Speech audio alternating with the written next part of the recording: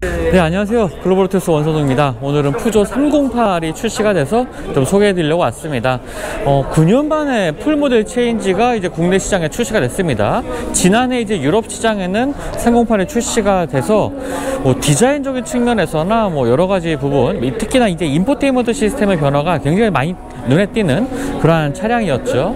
아무래도 좀 새로운 푸조의 브랜드를 좀 전환시키는 중요한 모델이 바로 308이 아닌가 생각이 드는데요. 일단 좀 그 디자인 같은 경우에 굉장히 많은 변화를 겪었습니다. 특히 이제 라디에이터 그릴 같은 경우에 도드라지는 부분은 당연히 바뀐 엠블럼이죠. 이 엠블럼의 디자인 자체가 기존에는 사자가 서 있는 모습을 형상화한 푸조 브랜드의 로고를 사용했었는데, 그것이 이제 방패 문양에 상당히 깔끔하게 정리된 형태를 보여주고 있습니다. 기존에 이제 폭스바겐 같은 경우에도 디지털 세대들 여러 가지 디지털 환경이 늘어나면서 로고를 변경을 했죠. 푸조도 아마 그러한 의도를 가지고 로고를 변경을 한 것 같습니다. 저도 기존의 로고보다는 바뀐 로고가 훨씬 더 깔끔한 형상을 보여주고요. 라디에이터 그릴이라든지 사자의 송곳니를 형상화한 이러한 주간주행 등 이 부분들도 굉장히 좀 강렬하면서도 깔끔한 인상 보여주고 있습니다. 위쪽에 이 보닛 같은 경우에도 살짝 이 가운데가 올라와 있는 파워덤 형태를 좀 보여주고 있고요. 그리고 측면에 보면은 휠 디자인 같은 경우에 굉장히 좀 이렇게 막혀있는 형태를 좀 보여주고 있죠. 지금 18인치 휠이 적용되어 있고요. 미쉐린의 프라이머시 4 타이어가 적용되어 있고요. 이렇게 휠이 조금 막혀있는 이러한 형상들은 요즘에 출시되고 있는 전기차에서 상당히 좀 많이 본 형상이기도 하죠. 공기 역학 성능을 조금 더 높여주기 위한 휠의 형상이라고 보시면 되겠고요. 또 내년 7월 정도에 이 푸조 308의 전기차 모델도 출시가 될 예정이라고 합니다. 그때 되면은 요 휠 디자인이 아마 전기차에 훨씬 더 잘 어울릴 것 같아요. 차량의 측면부에도 이렇게 새로워진 로고가 적용되어 있는 모습을 보여주고 있고요. 사이드미러의 형상이 굉장히 유려한 형태로 되어 있습니다. 끝은 좀 더 날카롭게 되어 있지만 기본적으로 곡선을, 볼륨감을 강조한 이런 사이드미러의 형태도 전체적인 차량의 측면 모습과도 잘 어울리고요. 해치백 모델이기 때문에 이 루프라인도 상당히 간결한 형상으로 되어 있죠. 지금 적재 공간이 열려 있는 부분도 확인할 수가 있는데요. 기본적인 적재 공간이 412L이고요. 2열 시트를 모두 다 접는 경우에는 1300L 이상까지 아주 넓은 적재 공간을 확보를 할 수가 있습니다. 2열 시트 같은 경우는 4대6으로 폴딩되는 시트이고요. 자, 그리고 적재 공간 아래쪽을 보면은 이제 수납 공간도 마련되어 있습니다. 전체적으로 차량의 크기가 이번 새로워진 플랫폼 EMP2 플랫폼을 사용하면서 차량의 크기가 커지면서 적재 공간의 용량이 대단히 많이 늘어난 것으로 좀 보여집니다. 2열 공간에서도 어느 정도 무릎 공간을 좀 더 확보할 수 있는 부분도 있겠죠.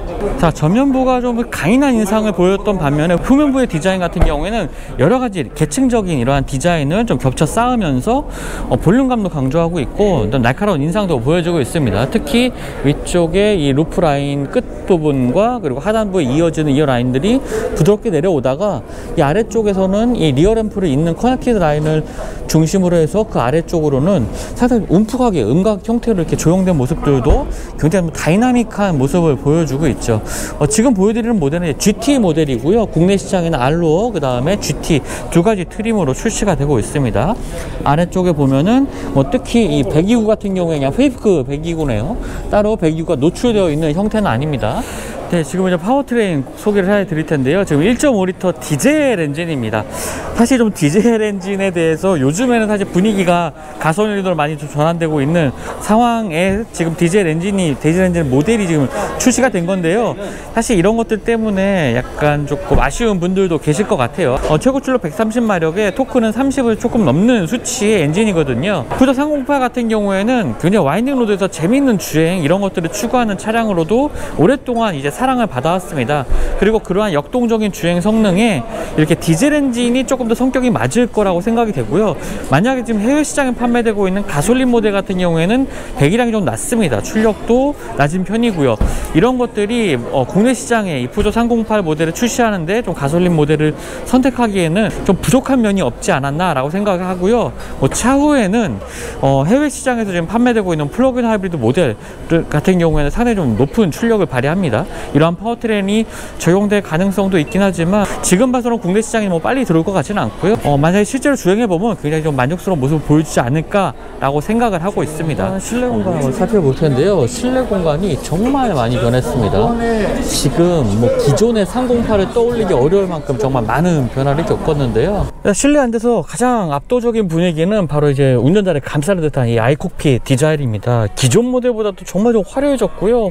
뭐 마감 소재라든지 대시보드 위쪽의 소재의 질감이라든지 그 아래쪽에 플라스틱 소재, 그리고 조수석 앞쪽에, 그리고 도어 트림 쪽의 소재 모두 다 이 굉장히 고급스러운 소재 질감을 보여주고 있고요. 지금 GT 모델 같은 경우에는 마이크로파이버와 인조가죽 그리고 패브릭이 적용된 이 시트가 적용이 됩니다. 알로어 트림 같은 경우에는 이 마이크로파이버는 적용되지 않고요.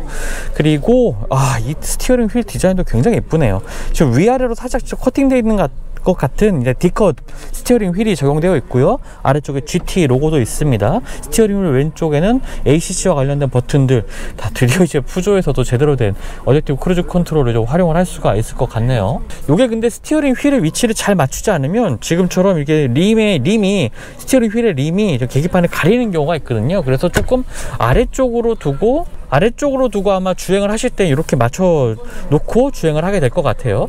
자, 인포테인먼트 시스템도 정말 큰 발전을 이뤘습니다. 기본적으로 이제 10인치 크기고요. 터치를 지원을 하는 인포테인먼트 시스템. 푸조에서는 이제 아이 커넥트라고 부르는 인포테인먼트 시스템인데요. 이 특징 중에 하나는 이 두 개의 화면으로 구성되어 있는데요. 이 위쪽이 10인치고 이 아래쪽은 버튼 화면입니다. 그런데 이것들이 이제 버튼을 눌렀을 때 똑똑 소리가 나면서 각각의 메뉴로 이동을 하게 되고요.